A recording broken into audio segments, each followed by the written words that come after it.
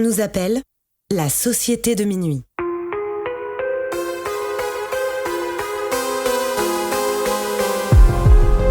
Séparément, on pourrait croire que nous sommes tous très différents les uns des autres. Nos passions, nos vies et nos histoires sont différentes. Nous ne fréquentons pas les mêmes écoles, ni les mêmes quartiers. La seule chose qui nous réunit, c'est d'avoir touché du doigt le surnaturel. Nous avons alors décidé de nous rassembler pour partager nos peurs, nos histoires bizarres et effrayantes. Les uns après les autres, nous reviendrons au cœur de nos angoisses sans souvenir, aux frontières du paranormal.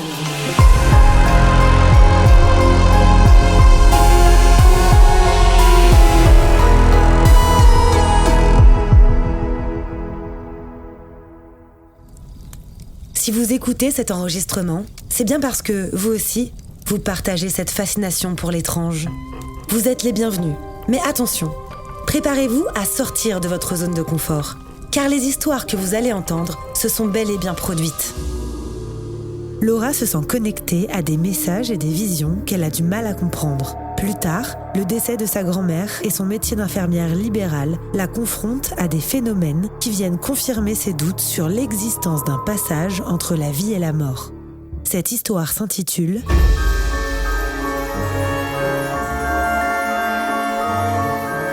Vous le voyez, vous aussi ?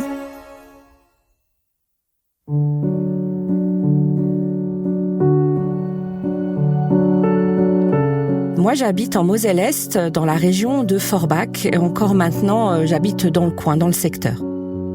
Depuis que je suis toute petite, j'ai toujours été, on va dire, hypersensible. C'est-à-dire que j'arrivais à ressentir des choses dans des maisons, à voir des choses ou bien même à entendre des choses. Et donc ça, a priori, j'ai pas de souvenir de quand ça a réellement commencé. J'ai l'impression que ça a toujours fait partie de moi. Je suis fille unique, mes parents travaillaient énormément et c'est ma grand-mère, donc je suis d'origine sicilienne, ma grand-mère maternelle, la nonna, qui s'occupait de moi. Et donc on habitait dans la même maison, nous on habitait au rez-de-chaussée, la nonna habitait au premier étage. Et donc quand mes parents allaient travailler, la nonna descendait et s'occupait de moi au rez-de-chaussée. On vivait dans cette grande maison qui datait de 1917. Je le sais parce qu'en fait, c'était gravé sur le porche. Mes parents sortaient souvent quand ils étaient jeunes, mariés, et ils me laissaient souvent chez ma nonna et mon nono. Moi, j'étais contente chez ma nonna parce que moi, j'étais la reine. J'étais la première petite fille. J'étais tout pour elle et moi, elle était tout pour moi.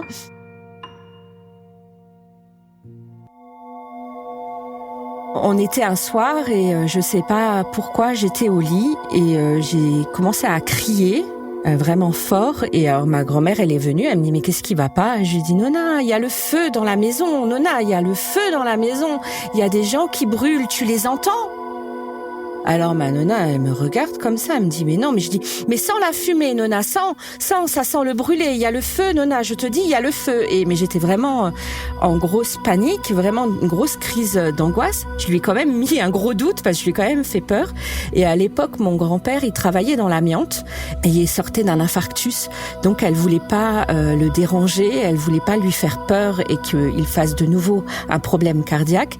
Donc elle a appelé son frère qui habitait à 10 kilomètres. Je crois qu'il devait être minuit, 1h du matin. Il est venu vérifier dans la cave s'il y avait le feu. Il n'y avait pas de feu. Mais moi, j'étais persuadée qu'il y avait le feu. Et en fait, quelques années plus tard, j'ai compris que, en fait, dans cette maison, il y avait un bunker. Et quand mes grands-parents l'ont acheté, ils avaient dû raser une partie du béton armé du bunker. Et ils avaient trouvé effectivement des traces de brûlure sur les murs. Et je pense que pendant la Seconde Guerre mondiale, nous, on a été fort bombardés par les Américains comme on était allemands. Et je pense qu'il y a dû y avoir un incendie qui s'est déclaré dans ce bunker. Si bien que moi, après, en grandissant, je devais avoir 7-8 ans, quand ma grand-mère me disait d'aller dans la cave chercher quelque chose dans le congélateur, j'étais morte de trouille parce que je sentais, moi, systématiquement le brûler. Et je disais non, j'ai trop peur. Et elle me disait, mais t'as peur de quoi? Je disais des gens brûlés dans la cave. Cette maison, nous, on l'a quittée, mes parents et moi, parce qu'ils avaient racheté une autre maison pour qu'on soit entre nous, quoi. Comme il y a des mines souterraines, parce que c'est la région du charbon, Il y avait une galerie souterraine qui avait même travaillé parce que la maison était complètement penchée. Ils avaient dû remettre les planchers à niveau. Et le seul endroit où c'était vraiment pas remis à niveau, c'était le grenier. Quand on est arrivé dans cette maison, j'étais pas du tout à l'aise. J'avais toujours besoin que ma maman ou mon papa viennent avec moi parce que j'avais vraiment beaucoup trop peur pour aller me coucher seule dans ma chambre. J'entendais énormément de bruit de pas provenant du grenier. Et en fait, mon papa était photographe publicitaire et donc en haut dans son grenier, il avait installé sa chambre noire. Moi, j'avais pas le droit de rentrer dans la chambre noire de mon père, mais de temps en temps, il m'emmenait. Quand je lui disais, tu m'emmènes avec toi parce que j'avais peur, en fait, d'être toute seule, il m'emmenait. Mais alors, moi, j'avais cette sensation toujours qu'on me touchait. Et lui, il était là et je disais, mais papa, tu m'as touché. Il m'a dit, mais non, je suis en train de faire développer mes diapositives. Qu'est-ce que tu racontes? Et je disais, mais t'entends? Et mon père, il disait, mais qu'est-ce que tu entends? Je disais, mais on m'appelle. Alors mon père, je pense qu'il devait être aussi sensible et il me disait, mais alors ne les écoute pas si tu les entends. Ne les écoute pas, fais comme s'ils n'existaient pas. Et c'était vraiment un endroit malaisant en fait, ce grenier. Et mon père, je suis sûre qu'il y croyait, je suis sûre qu'il voyait aussi des choses, mais je pense que en fait, il faisait un gros déni. Mais en fait, mon papa, c'était une personne alcoolique, c'était une personne qui était très borderline, une personne assez abusive avec moi. Il était assez maltraitant, il me frappait régulièrement. C'était une personne qui pouvait être géniale, avec qui on pouvait rigoler, on pouvait vraiment faire la fête et tout, mais il y avait toujours un moment où ça basculait et ça basculait dans le tyrannisme. Un soir, je vais avoir 7-8 ans. Ma mère me dit, écoute, tu montes, je te rejoins dans 2 minutes, mais monte, ne t'inquiète pas, ma chérie, j'arrive. Mon père était déjà au lit, en fait, de mémoire. Et donc, je monte et je passe devant la salle de bain. Et d'habitude, la porte de la salle de bain est toujours fermée. Et là, elle était grande ouverte, la lumière allumée. Et je vois mon père dans la douche. Et je me dis, waouh, c'est bizarre. Je le vois même me faire coucou depuis la douche. Alors moi, je lui fais coucou et je vais me coucher. Et je me dis, c'est quand même étrange. Faut que j'en parle à maman quand elle vient. 5-10 minutes plus tard, elle arrive et donc je lui dis maman, mais pourquoi papa il est à la douche? Parce que c'était pas du tout habituel qu'il se douche le soir, c'était plutôt quelqu'un qui se douchait le matin. Alors ma mère, elle me dit, mais ma chérie, personne dans la douche, papa il est au dodo. Alors je dis, écoute, je sais pas, parce que moi j'ai vu papa dans la douche en fait. La porte était grande ouverte, la lumière allumée, je l'ai vu, il m'a fait coucou. Elle m'a dit, écoute chérie, la porte elle est fermée. Alors moi je dis, mais alors ça c'est vraiment bizarre. Alors elle me dit, écoute, je vais aller voir. Elle m'a dit, tu restes dans la chambre. La porte était fermée, elle a ouvert la porte. La lumière était bien allumée, la douche fonctionnait, mais il y avait personne. Donc elle a fermé le robinet de douche, elle a éteint la lumière, elle est allée voir dans la chambre et mon père, il ronflait, il dormait profondément, quoi. Et moi, je suis sûre d'avoir vu mon père. C'était vraiment la silhouette de mon père, c'était vraiment, il était barbu, c'était la barbe, enfin je veux dire, vraiment, voilà. Et quand j'étais un peu plus âgée, je devais avoir 10-11 ans, c'était juste avant que mes parents divorcent. Ils ont divorcé quand j'avais 12 ans. Je faisais une collection de poupées en porcelaine. Et en fait, je collectionnais ces poupées. Il y avait un espèce de meuble bas, en fait, où je les posais. Et donc, moi, tous les jours, j'adorais mes poupées en porcelaine. J'en avais une dizaine. Hein, tous les jours, je les pomponnais. Je regardais si les boucles, elles étaient bien mises. Je regardais comment elles étaient habillées. Et je les mettais toujours de la même façon. C'est-à-dire qu'elles étaient toujours disposées de la même façon. Et un soir, je rentre de l'école et je rentre et je monte pour aller, je sais plus ce que je devais aller chercher dans ma chambre, mais en fait, j'évitais vraiment de rentrer dans ma chambre tant qu'il y avait pas mes parents, hein. Et là, quand je regarde, je vois que, en fait, mes poupées n'étaient pas du tout dans la même disposition que je les avais laissées le matin. Et il y avait un espèce de clown violoniste. En fait, c'était une poupée, en fait, qu'on remontait avec un mécanisme et qui faisait du violon comme ça, voilà. Et donc, du coup, je regarde et je me dis, mais c'est quand même bizarre parce que j'avais pas du tout laissé les poupées comme ça Et à ce moment-là, le mécanisme de la poupée, donc qu'il faut remonter, a commencé à faire de la musique.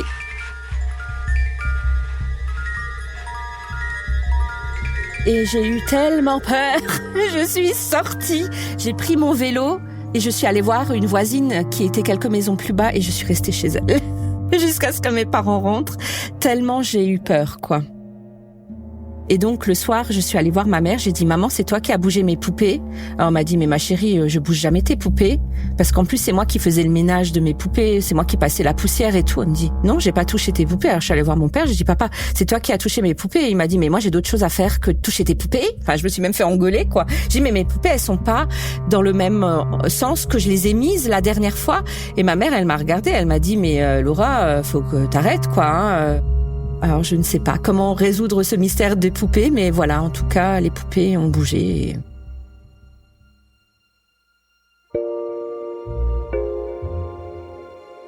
Quand j'ai eu 12 ans, mes parents ont décidé de se séparer et donc la maison est restée en vente très longtemps parce que c'était très difficile de la vendre en fait parce qu'elle était très grande et que mes parents peut-être avaient aussi les yeux un peu plus gros que le ventre. Mon père avait déménagé lui avec sa nouvelle compagne et maman et moi on a déménagé à une dizaine de kilomètres, enfin vraiment très près de chez ma grand-mère dans un appartement. Entre-temps, maman a refait sa vie et donc elle a rencontré un homme qui est devenu mon papa de cœur, mon papa adoptif, il m'a même adopté, voilà.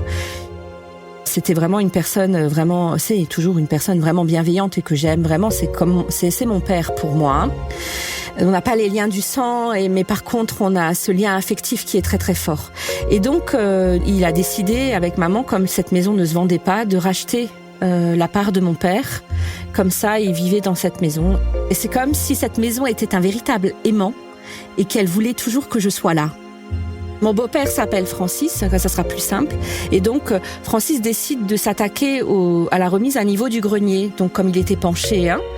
Donc, il fait les travaux et il me dit quand même qu'il se sent pas du tout à l'aise. Bon, moi, je suis adolescente, hein, j'ai 13-14 ans, voilà. Et je lui dis, ah ouais, mais moi non plus, je me sens pas à l'aise du tout en haut de la maison, c'est pour ça que je n'y vais pas. Il a remis les planchers droits, en fait, horizontaux. Et donc, il a installé une chambre d'amis et puis il a exit la chambre noire de mon père. Francis est un artiste, un peintre. Il adore, enfin, c'est vraiment quelqu'un qui touche à tout. Il fait de la marqueterie, il fait de la peinture, il fait du dessin. Et donc, lui a décidé qu'il en ferait son atelier. Mais il était quand même pas du tout à l'aise quand il allait. Donc, c'est pour ça que la plupart du temps, il dessinait quand même en bas. Et lui, moi je lui ai dit un jour, tu sais, j'entends des bruits de pas en haut. Et il m'a dit, tu sais quoi, moi aussi j'entends les mêmes bruits de pas. Alors j'ai dit, ok. Dans cette maison, un soir, moi je suis quelqu'un de couche-tôt. Moi si je pouvais dormir à 8h, j'irais dormir à 8h. Hein. Et donc j'étais déjà au lit depuis quelques heures et je dormais. Francis et maman étaient en bas en train de regarder la télé. Et le voisin d'en face avait un énorme chien qui aboyait tout le temps. C'était vraiment un chien de garde. Mais il était quand même dressé. Il aboyait seulement quand il voyait des gens qu'il ne connaissait pas du quartier. Hein. Et donc, ils vont aller pour aller se coucher. Et je crois que Francis, il était déjà monté, en fait. Hein, il l'attendait. Donc, maman commence à tout éteindre. Elle éteint dans le salon, salle à manger. Elle arrive dans le couloir, elle allume la lumière dans le couloir et elle entend le chien aboyer et elle entend un cri derrière la porte d'entrée. Il y a quelqu'un qui essayait de me cambrioler.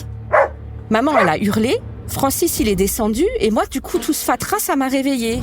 Et je dis, mais qu'est-ce qui se passe? Alors maman, elle me dit, mais je crois qu'on est en train de se faire cambrioler et ils sont en train de passer par la cave. Maman, elle ouvre la fenêtre et elle regarde en dessous et elle voit qu'en fait, le soupirail est ouvert. Elle me dit, il faut qu'on appelle la police. Et puis on panique et on se dit, mais le téléphone, je crois qu'il était déchargé. Je crois que c'était un truc comme ça. Il y avait quelque chose qui fonctionnait plus. Et j'ai dit, mais on a un vieux téléphone filaire dans le grenier. Et donc je monte pour aller le chercher. Et en fait, quand je suis arrivée dans le grenier, j'ai vu une espèce de forme devant moi. J'ai eu vraiment une trouille. Du coup, je suis redescendue. Ma mère a dit, tu l'as trouvé? J'ai dit, ah, mais moi, je remonte plus dans le grenier, j'ai trop peur. Et alors, elle m'a dit, oh, c'est peut-être le cambrioleur. Vite, tu vois, vite, enferme-toi dans ta chambre. Donc, moi, je me suis enfermée dans ma chambre jusqu'à ce que la police arrive. Entre-temps, ils ont trouvé un téléphone, ils ont appelé la police et effectivement, c'était une tentative de cambriolage qui n'a pas été aboutie, mais pour la forme d'en haut, du coup, moi, je me suis d'abord dit c'est peut-être le cambrioleur qui a réussi à monter et qui est en haut, et en fait après quand les policiers ont fait le tour de la maison, il y avait personne. Donc après cette histoire épouvantable avec cette maison, finalement, à 17 ans, quand j'étais en terminale, l'année du bac, on a réussi à vendre la maison. Maman a été mutée à 45 km de là. On est rentré dans une maison tout à fait normale. Moi, j'ai commencé mes études d'infirmière, donc là, il s'est vraiment rien passé de particulier. Je rencontre la personne qui va devenir mon premier mari. Je commence à travailler sur Metz, donc on est à 70 km de Forbach à peu près. On a un petit appartement sur Metz et puis moi je commence ma carrière d'infirmière sur Metz.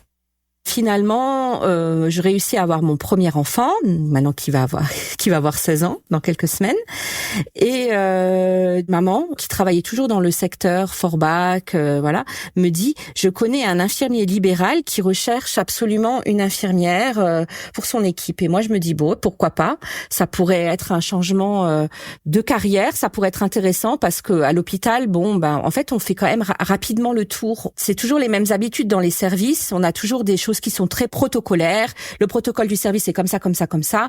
Et puis moi j'ai un souci, c'est que j'aime bien travailler seule. Parce que quand on travaille seul, si les choses elles sont pas faites, on peut s'en prendre qu'à soi-même. Quand on travaille en équipe, parfois le travail il a tendance à être un peu plus dissipé. On va dire ça comme ça.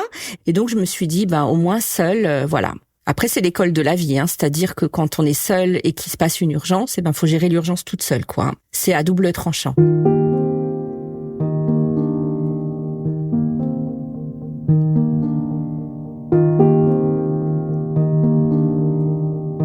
Donc, je fais la rencontre de cet infirmier et je me dis, pourquoi pas.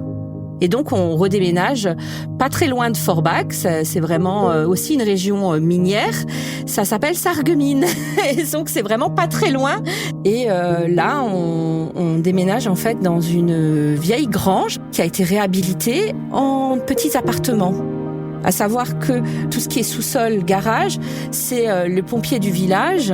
Et donc après, au premier étage, il y a 2 appartements. Et nous, on a pris l'appartement du dernier étage qui était mansardé. Mais en fait, là, moi, j'ai vécu 2 expériences un peu étranges. La première, j'étais alitée un soir, parce que le travail d'infirmière, c'est quand même un travail qui est assez fatigant. J'allais souvent me coucher tôt et mon premier mari me rejoignait en fait plus tard. Et non, moi j'étais au lit, mais je somnolais, je sais pas comment expliquer ça, c'était vraiment de la somnolence. Et j'entends une voix masculine dans la chambre et je me dis tiens, c'est mon chéri qui vient de rentrer dans la chambre et qui est en train de se coucher. Et la voix en fait était pas tout à fait, alors elle était tout à fait audible, mais pas du tout compréhensible. En fait, je ne comprenais pas ce que cette voix me disait. J'ouvre les yeux avec un grand sourire en me disant c'est mon chéri qui est en face de moi, et en fait non. C'était une espèce de silhouette d'un vieil homme qui était en face de moi, qui était juste sa tête collée à moi, quoi, et qui me parlait, mais je ne comprenais pas ce qu'il me disait, mais j'ai hurlé. Mon mari arrive, il me dit « Mais qu'est-ce qui se passe ? Mais qu'est-ce qui se passe ?» Je dis « Il y avait un homme qui était dans la chambre et qui me parlait. » Et alors il me regarde comme ça, il dit « Il y a personne dans la chambre, mais par contre c'est vraiment étrange parce que effectivement j'entendais une voix d'homme qui parlait et je croyais que c'était de la télé. » Il pensait que c'était la télé de la voisine. Mais en fait la voisine, c'était une aide-soignante qui travaillait de nuit, donc elle n'était pas là. Alors moi je lui dis « Mais écoute, la voisine, elle est pas là. Elle est pas là parce que je l'ai croisée. » Et pareil, une autre fois, alors ça m'était jamais arrivé, je dormais, je faisais une sieste, et là j'étais couchée dans le lit, et je crois qu'il m'avait rejointe pour dormir aussi, et parce que il me semble même que le petit faisait la sieste, tout le monde faisait la sieste. Et je faisais un cauchemar, je me souviens juste du cauchemar, que je faisais vraiment un cauchemar très très intense. Et quand je me suis réveillée, j'ai commencé à saigner du nez, et chose que je n'ai jamais fait de ma vie, parce que je n'ai jamais saigné du nez de ma vie, mais saigner, j'avais des taches de sang partout sur l'oreiller, quoi. Alors je peux pas dire si c'était paranormal ou non, et je ne l'ai plus jamais refait dans n'importe quel logement où j'étais après.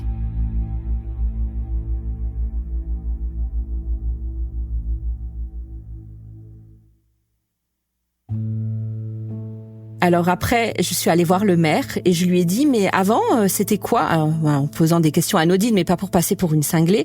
C'était vraiment un tout petit bled, hein. Il y avait 600 personnes dans le village. Hein. Donc le maire, on le croisait tous les jours et je lui ai dit, et je voudrais juste savoir, avant les appartements, il y avait quoi? Alors il m'a dit, mais c'était une vieille grange et il y avait un vieux paysan qui mettait ses poules là-dedans. A priori, il n'avait pas de famille et c'est la mairie qui a récupéré le bâtiment, quoi.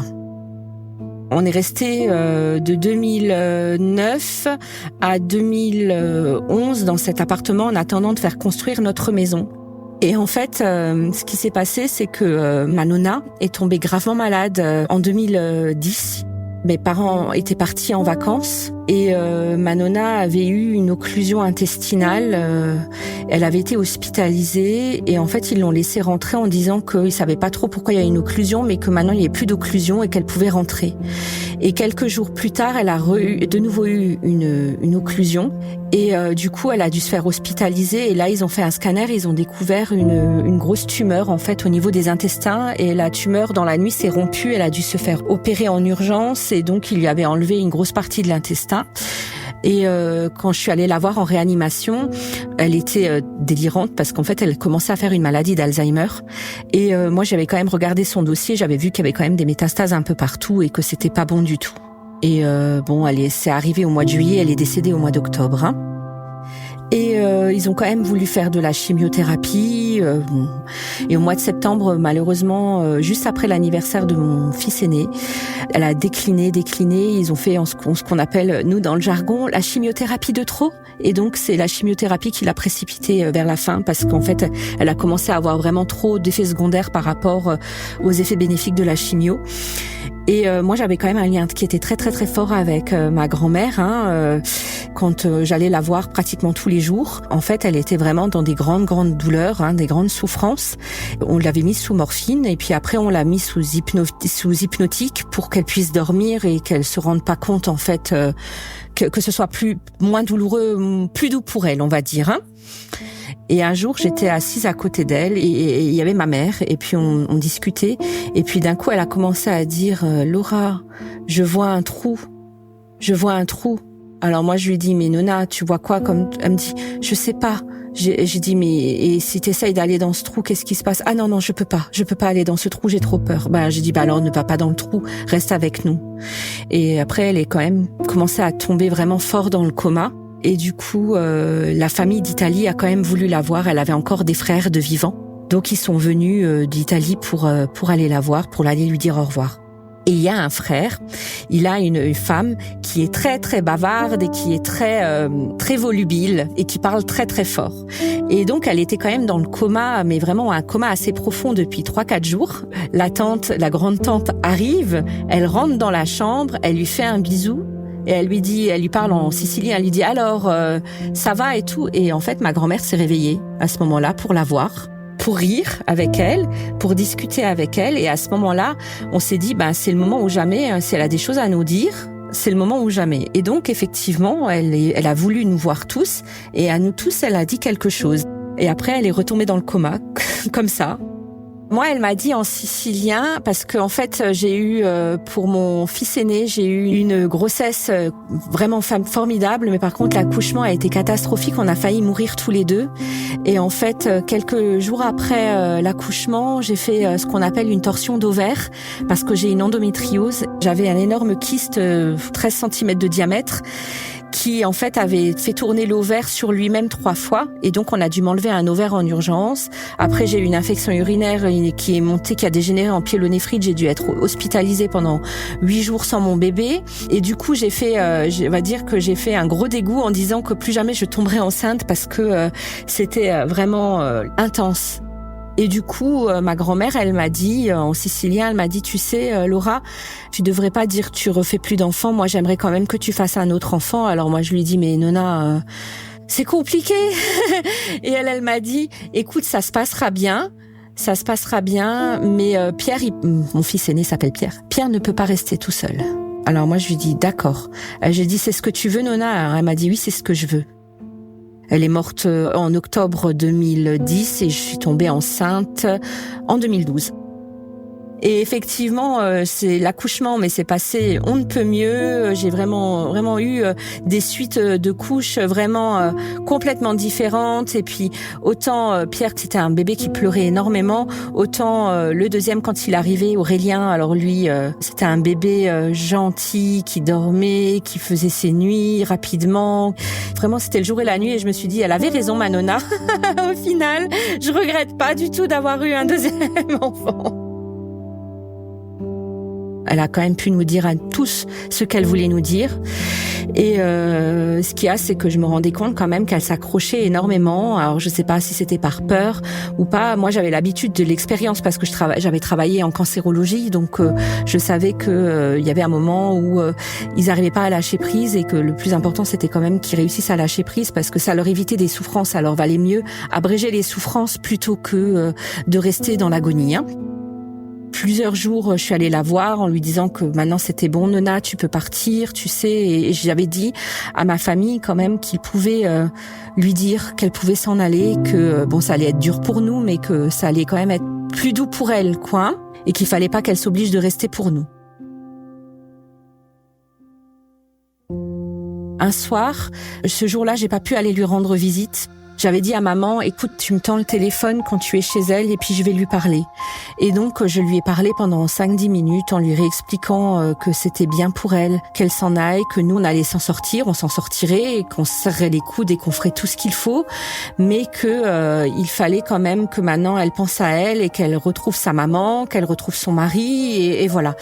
Et je sais pas si c'est ça, mais en tout cas, après lui avoir dit tout ça, moi, je suis partie à la tournée et à l'époque, j'avais, je sais plus maintenant si j'avais déjà un smartphone ou pas, mais enfin c'était quand même un vieux coucou que j'avais. Quand j'allais chez mes patients, j'avais constaté que chaque passage, chez n'importe quel patient où j'allais ou quand il faisait nuit, en fait, toutes les lumières à mon passage clignotaient.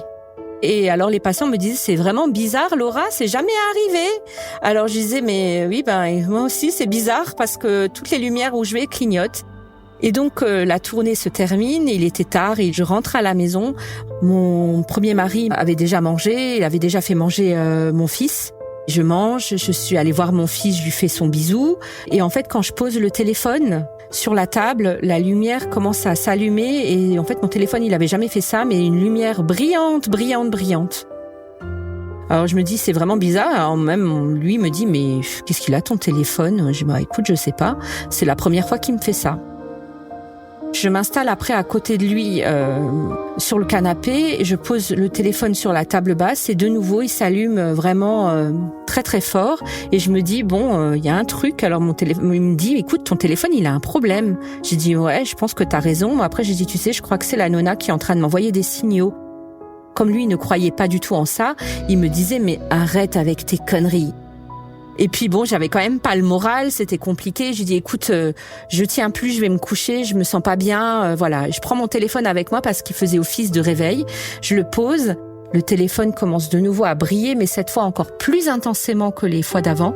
Et du coup, je me dis mais c'est vraiment bizarre. Et puis il mettait vraiment du temps à s'éteindre. Et je me dis mais ça y est, c'est bon là, je sens qu'elle est partie. Je sais pas comment te dire, je le sens, elle est partie. Prends-moi dans tes bras, je vais pas bien. Et alors, du coup, il me prend dans ses bras. Et au même moment, le téléphone de la maison sonne. C'est lui qui décroche parce qu'il était juste à côté. Et c'est ma mère qui disait, tu peux dire à Laura que c'est terminé, la Nona est partie. Donc, je me dis, ok, c'était le dernier signe de ma grand-mère. Donc, je pleure. Et je finis quand même par m'endormir. Et en pleine nuit, je me réveille parce que j'entends un bruit. En fait, j'entends ma grand-mère. Elle avait tendance toujours à chanter et elle chantait. Elle faisait enfin voilà. J'entends ça et du coup je me réveille et je sens en fait qu'on me caresse le visage. Et ma grand-mère, elle avait une façon particulière de me caresser le visage. Et moi, j'ai la chair de poule. Et en fait, moi, je me réveille, je l'entends chanter, j'entends et je sens même son parfum. Et alors, du coup, je dis, Nona, c'est toi? J'ai dit, mais tu sais, Nona, tu vas quand même beaucoup me manquer. Et je commence à pleurer. Elle me dit, mais non, faut pas pleurer. T'inquiète pas, ma chérie, je suis toujours là. Je serai toujours là pour toi. Et elle a continué de me caresser. Et puis, en fait, c'est comme si elle me consolait, en fait. Et puis, d'un coup, ça a disparu. D'un coup, cette sensation de caresse et tout a disparu. Quelque temps après, c'était après son enterrement, j'ai rêvé qu'elle venait me voir et qu'elle me tendait un grand grimoire comme ça. Et je lui disais, mais Nona, qu'est-ce que c'est? Elle me dit, écoute, il faut que tu le gardes parce que ça, c'est notre mémoire. Alors je dis, notre mémoire de quoi? Elle me dit, Laura, c'est notre mémoire de famille. Il faut que tu la gardes et il faut que tu la conserves absolument. Et alors je commence à ouvrir le grimoire et je vois des recettes en fait que ma grand-mère elle faisait, je vois des photos et je vois en fait c'était tous les souvenirs que j'avais avec elle. Et elle me dit c'est très important, il faut que tu le gardes et tu es la gardienne maintenant, je te le confie. Et elle est partie. Et je me suis réveillée. Et il n'y a pas de livre comme ça chez nous, mais effectivement, quand je cuisine, parfois, je pense à elle.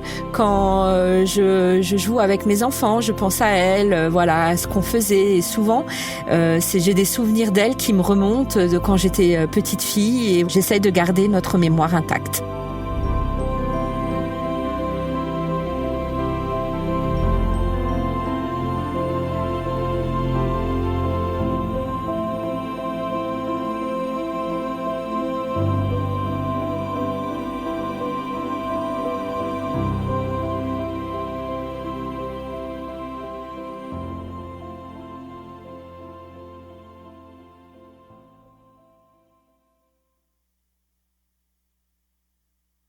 En tant qu'infirmière avec les patients, j'ai vécu énormément de choses parce que comme on va chez eux, dans leur environnement, c'est pas comme quand on est à l'hôpital. Alors certes, à l'hôpital, il y a des endroits qui sont un peu, entre guillemets, maudits, on va dire ça comme ça, où on sait que par exemple, quand on va mettre une personne dans cette chambre-là, elle va pas faire long feu. Mais à la maison, chez les gens, c'est encore différent. Parce qu'on est vraiment dans leurs ondes, on est dans leurs énergies et on vient dans leur vie à l'intérieur de chez eux. C'est dans leur sanctuaire. Et donc là, on voit des choses aussi. Moi, j'ai vu des choses que j'arrive pas à expliquer, d'autres que j'arrive à expliquer. Et d'ailleurs, avec des collègues, on en a parlé parce que, pareil, elles ont vécu aussi ce genre de choses, quoi. Dans certaines maisons, on se dit, c'est pas possible d'avoir vécu ça, quoi.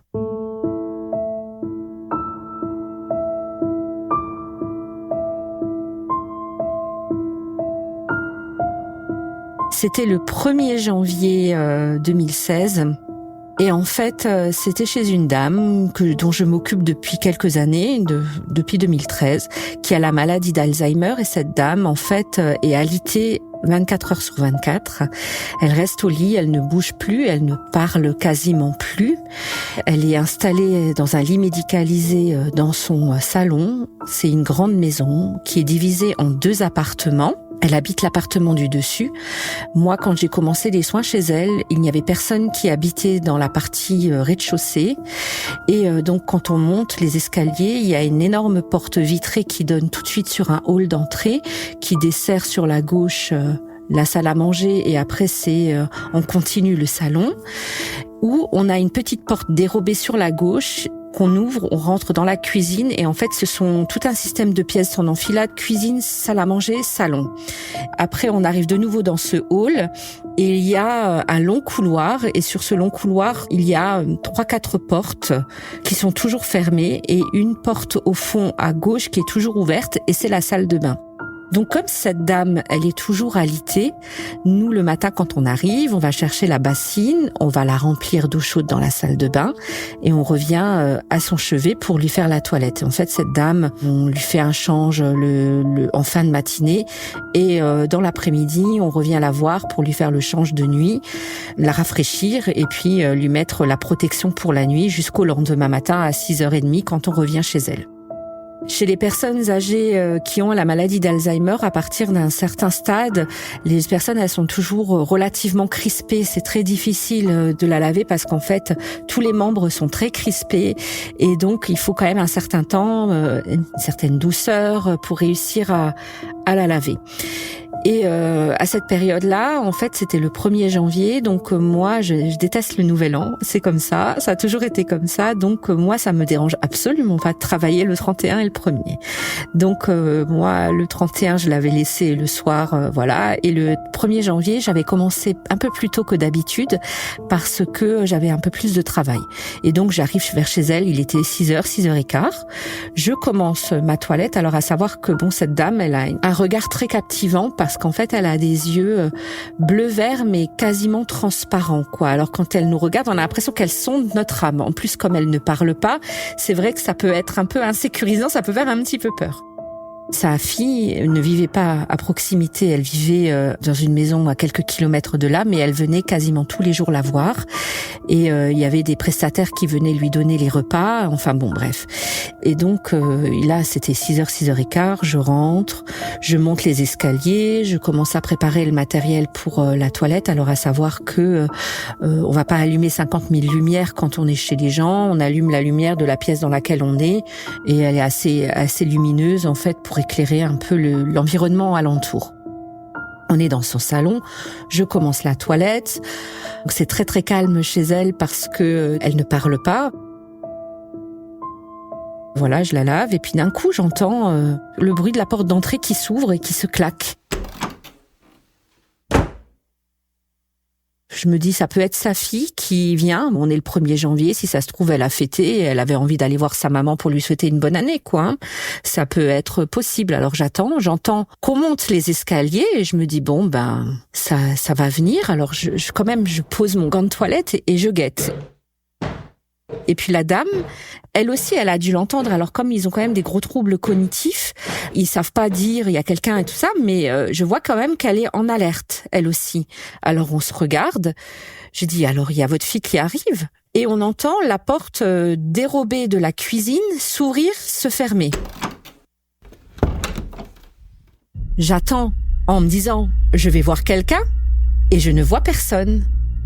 Et j'attends encore 2 minutes et je dis mais il y a quelqu'un ? Pas de réponse. Je commence un peu à me dire alors là c'est vraiment étrange. Alors je rappelle, il y a quelqu'un ? Personne ne me répond. Alors là, je décide quand même d'allumer les grandes lumières et de me dire mais est-ce que voilà quoi, j'ai rêvé ou quoi ? Donc j'allume les lumières et je vois personne. Je regarde dans la cuisine, il y a personne. Je regarde dans le hall d'entrée, je me dis peut-être que j'ai mal regardé. Je regarde dans le hall d'entrée, il y a personne. Alors est-ce que c'est mon imagination ? Mais la dame, elle était quand même aussi en alerte. Alors j'ouvre quand même la porte et je regarde dans les escaliers pour voir s'il y a quelque chose et je ne vois rien. Alors je me dis bon, c'est vraiment bizarre et je commence un peu à avoir la flip. Alors je retourne chez la dame et je commence à la laver. Mais là, je me dépêche un petit peu. Je me dis, bon, allez, dépêche-toi. Quand je finis, il faut prendre la bassine d'eau et aller la jeter dans la salle de bain. Je me dis, ouh là là, va falloir que je passe dans ce couloir avec toutes ces portes fermées. Le fait que j'ai entendu quand même quelqu'un qui rentre, qui claque la porte et tout. Est-ce que le 1er janvier, ça peut être un squatter ? Je me dis, est-ce que ça peut être un SDF qui vient, qui a vu que je rentrais, que la porte était ouverte, s'il tente le coup ? Je commence vraiment à me poser plein de questions et en même temps, je commence vraiment à flipper quand même bien comme il faut. Je vide la bassine d'eau, je la range, je prends mes affaires, je réinstalle la dame, je prends fils à mes affaires et au moment où je retourne dans le hall d'entrée et je ferme la porte de la salle à manger et au moment où je me retourne, il y a d'un coup toutes les portes qui sont fermées habituellement qui s'ouvrent d'un coup et qui se claquent. J'ai hurlé, je crois que si j'aurais pu faire pipi dans ma culotte, je l'aurais fait. Je suis partie en courant, j'ai vraiment eu une trouille pas possible. Et alors après, je me dis, bon, faut essayer de rationaliser un peu les choses. Donc je continue ma tournée et j'étais quand même pas bien. Et je me dis, de toute façon, en fin de matinée, il va falloir que j'y retourne. Et en même temps, je me dis, est-ce qu'il y a un squatter ? Est-ce qu'il y a quelque chose ? Et alors, du coup, un des premiers réflexes, c'est en cours de matinée, j'appelle ma maman et je lui raconte. Mon père adoptif était derrière et il dit, mais tu crois pas que ça peut être un rongeur qui est dans le grenier, qui ait fait ces bruits de pas ? Après, pour les portes, ils n'avaient pas d'explication. Et donc, moi, je me dis, ouais, peut-être. Alors, du coup, ce que je me dis, c'est que je vais téléphoner à la fille et je vais rediscuter avec elle. Et je lui dis, coucou Marie, ça va? Elle me dit, oui, et toi, qu'est-ce qui se passe? J'ai dit, écoute, j'appelle parce que quand je suis allée chez ta maman ce matin, j'ai entendu des bruits de pas dans les escaliers et je me suis dit que c'était peut-être toi. Ah non, c'était pas moi je dormais. Alors je dis écoute, voilà, j'ai entendu des bruits de pas. Après je me dis est-ce que ça pourrait pas être une bestiole qui est dans les combles? Alors elle me dit oui peut-être. J'ai dit tu sais, j'ai quand même eu très peur parce que les portes elles se sont claquées et tout. Elle me dit moi c'est bizarre ce que tu me dis là parce que bon il y a personne quoi. La matinée se passe et donc je dois retourner chez cette dame et je me dis bon, je vais quand même aller en avoir le cœur net, je vais quand même regarder en bas si on peut accéder en bas et s'il n'y a pas un squatter en bas. Donc je commence à essayer d'ouvrir toutes les portes de l'appartement du bas. En fait, elles étaient toutes fermées à clé, c'était pas possible quoi. Donc je me dis bon, il y a qu'une seule solution. Peut-être que s'il y a un squatter, il est dans une des pièces qui a claqué quoi. Alors je monte, je rentre. J'ai quand même ouvert toutes les portes de toutes les chambres. J'ai vérifié où il y a quelqu'un, j'ai allumé, j'ai fait le tour et je n'ai rien trouvé. Ce que je vais faire, c'est que systématiquement, quand je vais rentrer chez elle, je vais fermer derrière moi la porte à clé. Comme ça, je suis sûre que personne ne peut rentrer, quoi. Et puis, donc, dans l'après-midi, il y a la fille qui me rappelle et me dit « Écoute, mon mari est venu regarder dans les combles, il n'y a pas de bestiole, hein. » Donc je lui dis écoute moi je sais pas mais j'ai vraiment très peur. Alors elle me dit mais écoute faut pas avoir peur, ne t'inquiète pas, il va rien se passer. C'est la première fois qu'il m'est arrivé un truc comme ça dans son appartement, mais après il m'arrivait régulièrement des choses comme ça dans son appartement. C'est-à-dire que après, par exemple, le matin, je laissais toutes les portes étaient fermées. Quand je revenais, il y en avait les 2 tiers qui étaient ouvertes, alors que je sais que la dame qui vient lui donner son repas, elle va pas ouvrir les portes. Et finalement, je finis par le raconter quand même à une de mes collègues et je lui dis écoute, voilà ce qui s'est passé. Ma collègue, elle me dit écoute, moi je crois pas en ce genre de choses, mais par contre, à chaque fois que je vais chez cette dame-là, je me sens pas à l'aise et j'ai peur. Et jusqu'à sa mort, en fait, parce qu'elle est décédée dans sa maison, c'est moi qui m'en suis occupée jusqu'au bout. Et jusqu'au bout, il y avait des phénomènes comme ça, si bien que le matin, quand j'arrivais, j'allumais toutes les lumières, j'allumais la télé, je la mettais bien forte, pour pas être dérangée, quoi, pour pas avoir peur. Et je me mettais dans cette espèce de bulle de cet automatisme. Et quand je terminais, je partais vite, quoi, hein, vraiment le plus vite possible. Moi, j'ai jamais eu le fin mot de l'histoire. J'avais déjà longuement discuté avec sa fille et sa fille me disait que de toute façon, son mari, il était pas mort dans cette maison-là, que personne n'était mort dans cette maison. Et c'est des choses, moi, on n'arrive pas à comprendre, en fait, pour quelles raisons ça se passe, quoi. Qu'est-ce qui fait que il y a quelque chose qui est attiré là et qu'on n'arrive pas à comprendre, en fait.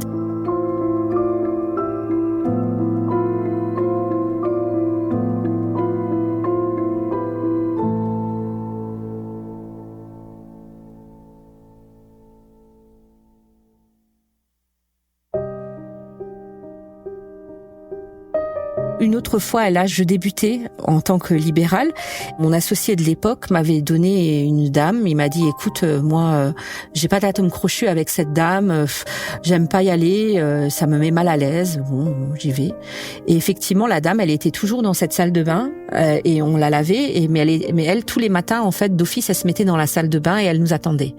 C'était vraiment étrange parce que cette dame, c'était comme si elle était morte intérieurement. L'enveloppe corporelle était là, elle était vivante, elle mangeait, elle avait mais en même temps au fond d'elle, on a l'impression qu'elle avait une dépression qui était tellement profonde que c'est comme si c'était un zombie, quoi. Et en fait, après, j'ai compris pourquoi, mais je vais pas spoiler. Donc, cette dame, tous les matins m'attendait dans la salle de bain, le soir aussi, parce que je venais le soir pour la mettre en chemise de nuit. Donc, à un moment donné, on commence quand même à discuter. J'aime bien parler, donc j'aime bien connaître un peu les gens avec qui je travaille. Et donc, je lui dis, alors, vous avez des enfants, madame? Elle me dit, oui, j'en ai 2. Ma fille, elle habite, je sais plus maintenant où, et son mari est médecin. J'ai dit, ah, d'accord. Et j'ai dit, et votre deuxième enfant? Elle me dit, en fait, j'avais un fils, mais mon fils est mort. Et puis, c'est tout. La première fois, elle me dit ça. Et puis, voilà, après, on discute de choses et d'autres, des petits-enfants qu'elle a, et tout ça, et tout ça. Et puis, au fur et à mesure des semaines et des mois, il y a quand même un lien qui se fait. Et donc, j'apprends comme ça qu'en fait, son fils s'est suicidé. Mais elle me dit pas plus que ça. À savoir que chez nous, à Sarreguemines, il y a un hôpital psychiatrique qui est très réputé. C'est un très grand hôpital psychiatrique. C'est un des plus grands de la région. Et il y a un quartier de haute sécurité où on met les plus grands malades mentaux, tueurs et tout ça, dans notre ville. Donc, elle me raconte qu'en fait son fils a fait une grave dépression parce qu'il s'était fait quitter par sa conjointe et qu'il avait été interné au centre psychiatrique et qu'en fait il avait mis fin à ses jours au centre psychiatrique, qu'il l'avait retrouvé pendu. Enfin bon, c'était vraiment un sacré drame pour cette pauvre dame. Il avait 25 ans. Et puis bon, son mari, c'était vraiment, autant la dame, elle était vraiment gentille, même si elle était très profondément dépressive. Le mari, c'était vraiment une personne vraiment pas gentille, vraiment assez radine. Quand on lui demandait des protections pour sa femme, il râlait, fallait encore dépenser des sous. Enfin, c'était un rat, quoi. Franchement, une vraie pince. Moi, je m'occupais pas de ses médicaments à cette dame, c'était son mari qui s'en occupait. Et en fait, un jour, je comprends que en fait, son mari, pour avoir la paix, il l'a surdosé en anxiolytique. J'ai retrouvé sur ses habits des morceaux de Lexomil, en fait. Et j'ai dit, mais c'est quoi je veux dire, vous avez mal pris? Non, c'est mon mari, il m'en donne de trop. D'accord, et comment ça, il vous en donne de trop? Oui, quand je pleure, tout de suite, il m'en donne tout le temps et tout. Enfin bref. Et après, le voisin, un jour, j'avais discuté comme ça, fortuitement avec le voisin, qui me disait que le papy, il lui filait tout le temps des Lexomil à la mamie. Dès qu'elle ouvrait la bouche, il lui en filait, quoi. Donc en fait, c'est pour ça qu'elle était tout le temps un peu amorphe, un peu voilà. Et donc moi un jour je me le chope et je lui dis mais ça faut pas faire et moi je vais le dire à votre gendre qui est médecin parce que c'est pas normal. Et un soir, alors d'habitude elle était toujours dans cette salle de bain et ce soir-là, ce fameux soir, elle était assise sur une chaise et alors je lui dis attendez madame, je viens vous aider parce qu'elle galérait quand même pour marcher, elle était très très lente. Et donc je vois en plus elle devait être un peu amorphe avec les Lexomil. Tout de suite, à côté de la porte, il y avait un vieux fauteuil. Et la pièce était toujours sombre. Hein. Et moi, je me retourne vers la dame pour l'aider à se relever. Et d'un coup, je jette un coup d'œil comme ça et je vois ce fauteuil. Mais en fait, je vois quelqu'un d'assis sur le fauteuil. Une ombre masculine sur le fauteuil. Et je sursaute. Et la dame, elle me regarde comme ça. Et elle me dit, « Vous aussi, vous le voyez ?» Alors moi j'ai dit je vois quoi? Mon fils en fait, parce que c'est le fauteuil de mon fils. Et moi je le vois tout le temps assis là. Vous le voyez vous aussi? J'ai vu que vous l'avez vu. Alors moi j'ai dit non mais moi j'ai rien vu en fait. Elle me dit si, je sais que vous l'avez vu. J'ai dit non on va dans la salle de bain et tout. Après on a fait les soins. Après moi j'ai pris soin de ne plus jamais rentrer dans cette pièce. Et après, j'ai été voir le mari et j'ai dit, écoutez, votre femme, c'est pas possible en fait. Il faudrait vraiment prendre soin d'elle d'une autre façon et tout. Et il y avait une auxiliaire de vie à l'époque qui intervenait chez elle. D'ailleurs, chez qui j'ai encore des contacts, qui me disait que c'était plus possible aussi la façon dont il s'occupait d'elle et qu'à un moment donné, on a eu de la chance entre guillemets, c'est que le papy, il a fait un gros malaise cardiaque et que la fille a récupéré la mamie et qu'après ça a été beaucoup mieux pour elle, quoi. La pauvre dame, en fait, elle avait jamais vraiment eu les soins dont elle avait besoin. Enfin, je veux dire, quand on perd un enfant, je pense qu'on a besoin quand même de plus de ressources que ça.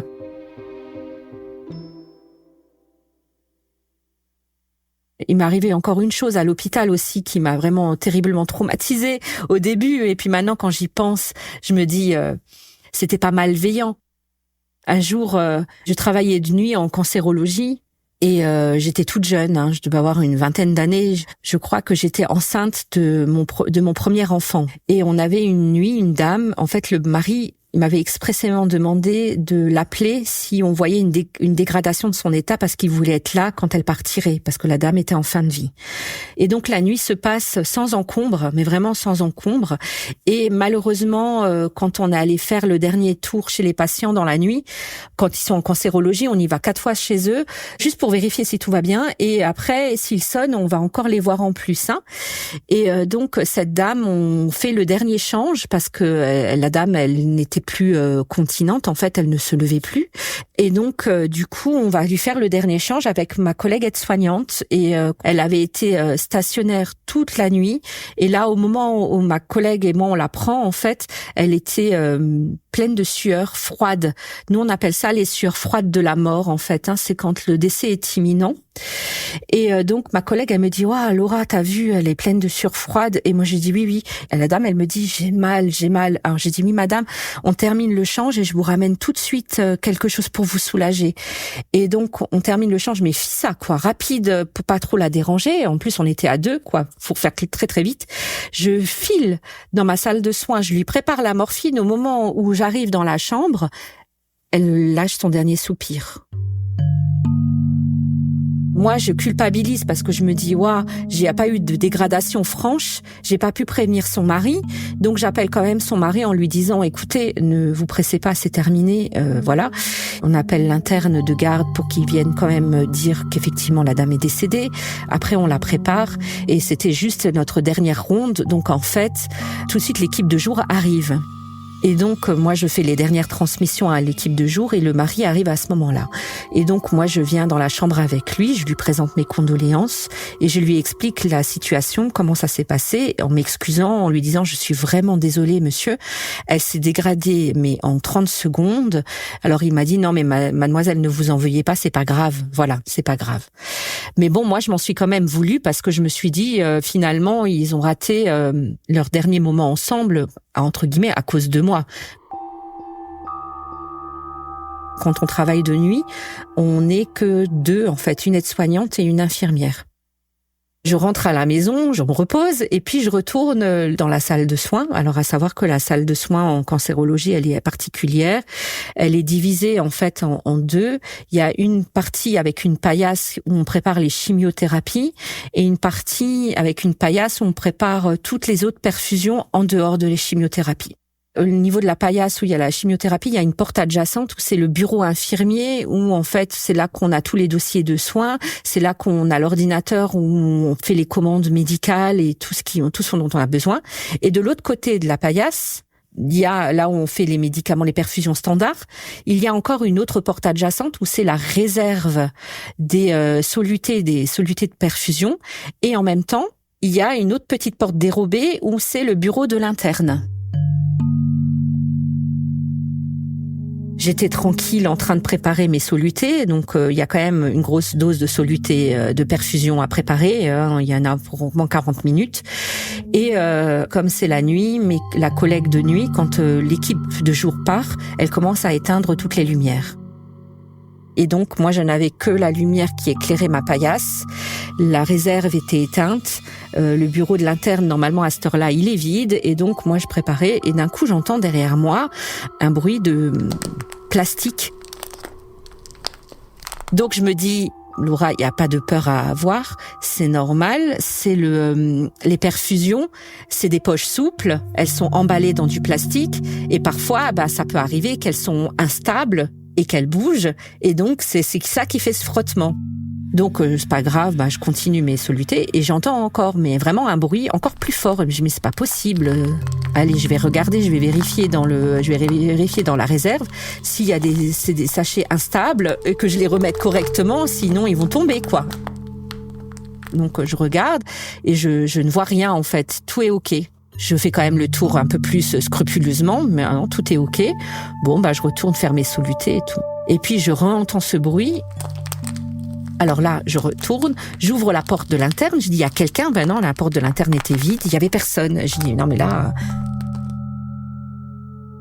Et là, je me retourne et je vois la dame qui était décédée la nuit d'avant en face de moi et qui me dit, tu as pas prévenu mon mari?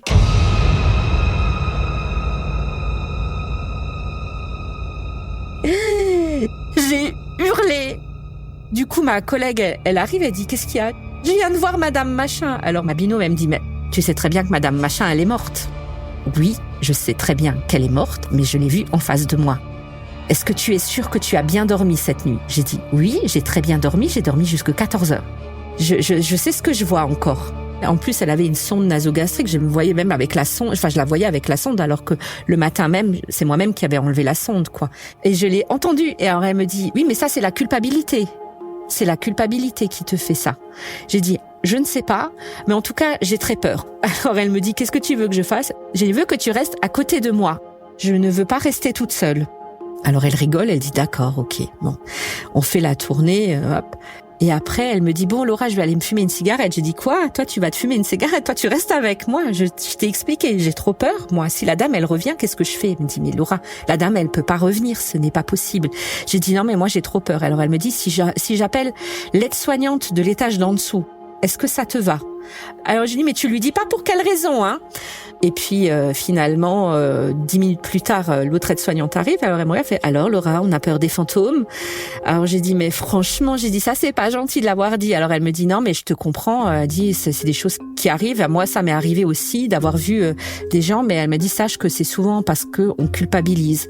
J'ai dit, bah culpabilité ou pas, mais en tout cas, moi j'ai quand même très très peur.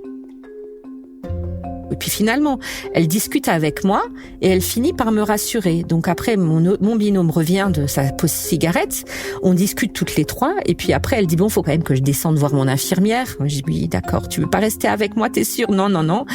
Et elle me dit, franchement, moi, je pense vraiment que c'est la culpabilité qui te fait voir cette dame. Alors j'ai dit, peut-être, mais en tout cas, je veux que tu restes avec moi, j'ai vraiment trop peur, quoi. Elle est restée avec moi tout le reste de la soirée, tout le reste de la nuit. Elle n'a pas eu le choix. J'ai un peu culpabilisé, c'est sûr, mais je l'ai quand même vraiment vu, quoi. Je l'ai pas imaginé. Et puis en plus d'avoir entendu les bruits dans la réserve et tout, je me suis dit non, c'est elle qui me fait signe qu'elle était pas contente. Bah oui, après je m'en suis excusée, hein. Je vais dire, je m'en suis excusée. Après quand je suis revenue de mon poste, j'ai fait une prière pour m'excuser, hein.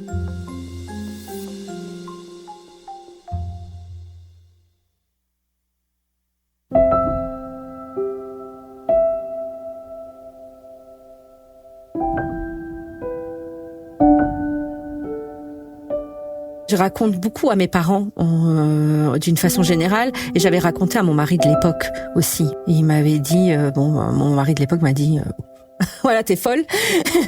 Mais par contre, chacun est libre de croire en ce qu'il veut ou pas. Après, moi je connais beaucoup de sceptiques qui un jour ont vécu une situation qu'ils ne savent pas expliquer. Alors après, bien entendu, on peut toujours un peu rationaliser, mais il y a quand même des choses, là, par exemple, chez la dame, quand les portes se sont ouvertes, elles se sont toutes claquées en même temps, qu'on peut difficilement expliquer quand on est un 1er janvier et que les fenêtres ne sont pas ouvertes, par exemple. Il y a des choses qui existent, qu'on ne sait pas peut-être encore expliquer, et que peut-être effectivement un jour on arrivera à trouver une explication qui soit rationnelle, mais pour le moment elle rentre dans le cadre du paranormal parce qu'on malheureusement ne peut pas les expliquer. Je pense qu'il y a quelque chose après la mort, que moi j'en suis persuadée de tout ce que j'ai déjà vu et vécu. Pendant longtemps, je me disais je suis folle. Voilà, je me disais que je suis folle et d'avoir entendu les autres témoignages, je me suis dit en fait je suis pas si folle au final.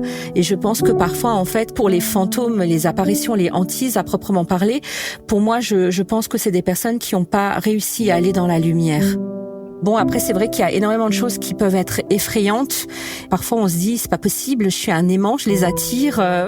Voilà, après, il y a des choses quand même qui sont douces et qui sont bienveillantes. Et je pense qu'il faut pas en avoir peur, finalement. Et je pense qu'il y a une explication pour tout. Et même les choses les plus retorses, en fait, il peut y avoir une explication.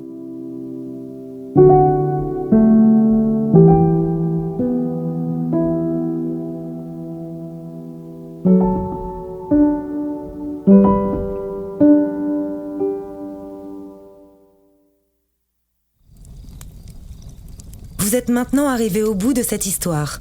Avant de partir, venez me dire ce que vous en avez pensé en laissant un commentaire sur votre plateforme d'écoute préférée ou sur Instagram. Et n'oubliez pas, si vous aussi, vous avez le courage de vous plonger dans vos souvenirs les plus étranges, prenez contact avec moi, venez me raconter vos histoires et vous ferez vous aussi partie de la Société de Minuit.